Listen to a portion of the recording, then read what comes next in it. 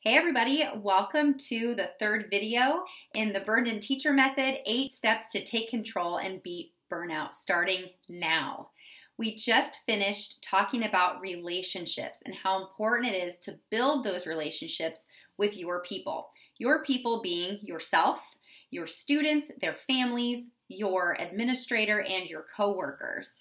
So if you haven't done that part of this guide yet, go back and watch those videos and get yourself set up for success as we move to steps 4, 5, and 6 of this free guide.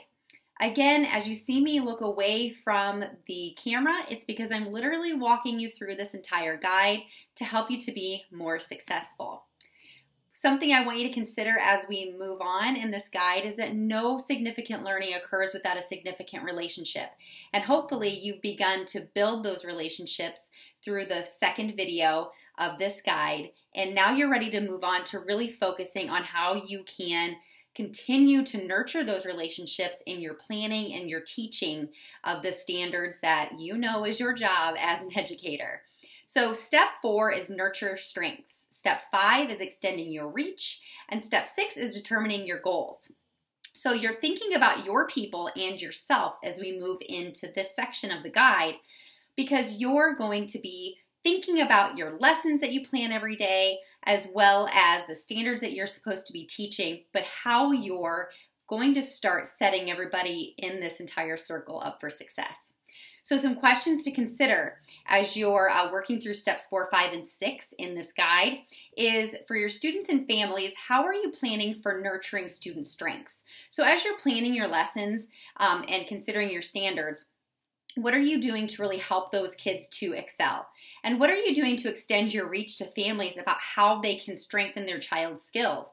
If you have actually taken the steps to reach out to families and get to know them better, they will know who you are, and now they're beginning to trust you as the actual expert in their child's success. And finally, with students and families, how are you determining goals for your students and setting those goals with families and sharing those goals with families, rather? You guys are a team now. We're building the circle of support for these kids. So with the family support and with your administrator support, because you should know him or her better now too, you can help to make those lessons and those standards really sink in for these kids. Now, with your administrators and coworkers, how are you using the strengths of your administrators and coworkers? As you've gotten to know them better, now you can start extending your reach and finding support from them. If you've noticed that they're really efficient and they're leaving by 3:30 every day, ask them how. Extend your reach. How are they planning their lessons to get out of there so quickly? And also, if you can't find anybody that's a great model in your own school, maybe you need to go digital and start finding a mentor online that can help you to plan lessons more efficiently and more engagingly as you grow as an educator.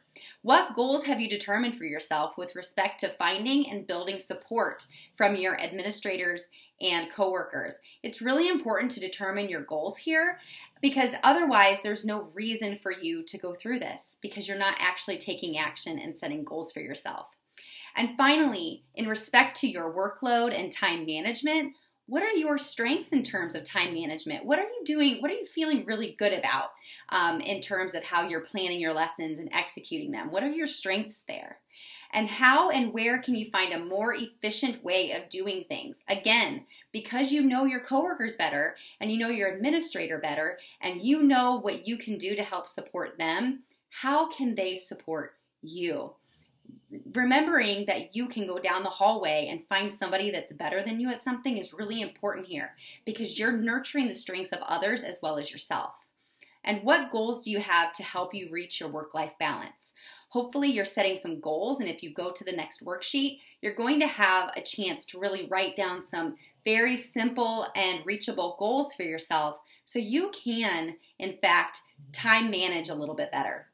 So as you work through this section, the pebbles of getting those into your jar, remember, you have a community of support around you within Burned In Teacher if you join the community. So please jump in there, share your thoughts, ask your questions. We're here to help you to be the happiest, most burned in teacher that you possibly can. I'll see you in the next and final video.